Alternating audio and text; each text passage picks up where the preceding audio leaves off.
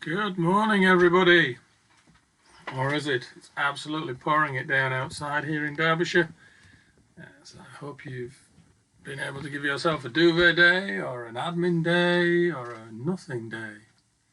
Wellmantalking.com.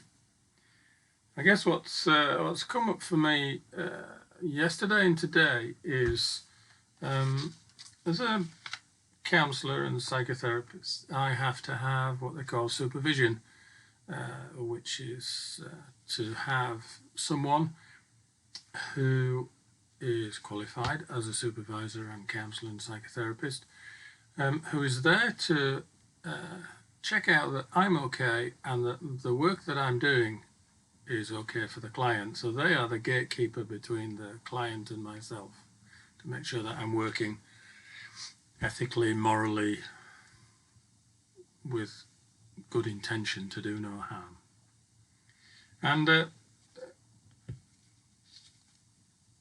my supervisor is moving on to different things, and so we have had to end our work together.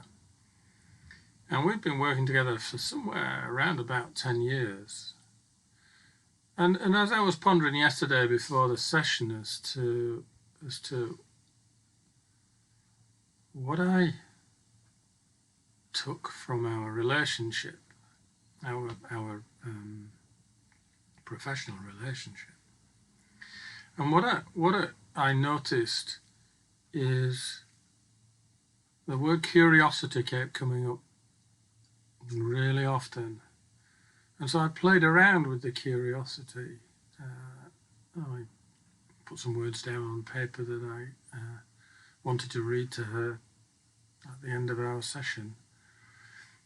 And my curiosity has been really encouraged by my experience of this supervisor.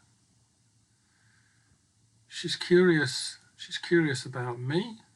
She's curious about the work that I do with my client as to what interventions I use, why I use them, how I use them. She also encourages me to be really curious about my client and to be curious about my process in my work with my client. So I guess today is around curiosity. And so what I want to offer out is that when I'm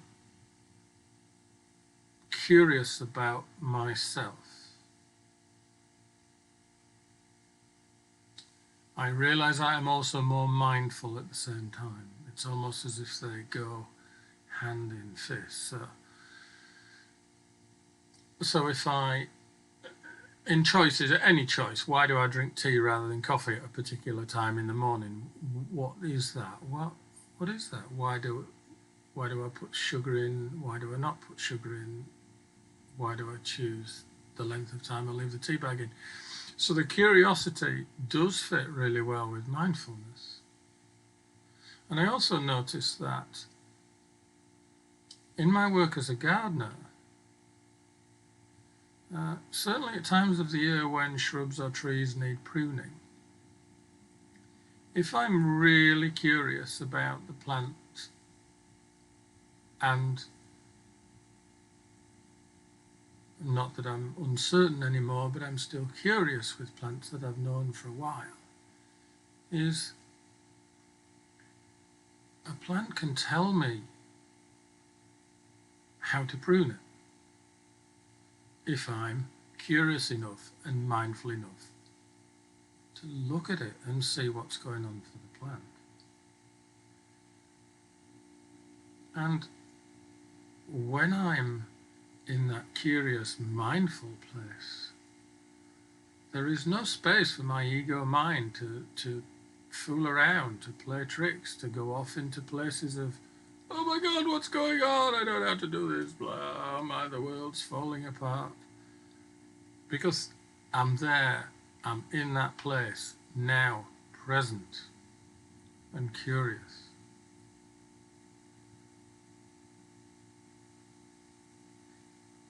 And I wonder how many of you are curious about yourselves, curious about your choices, what they are, why you make them.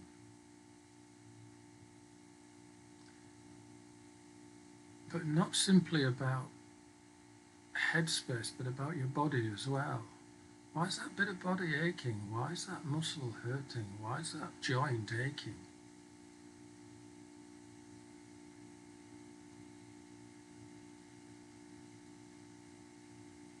Curiosity.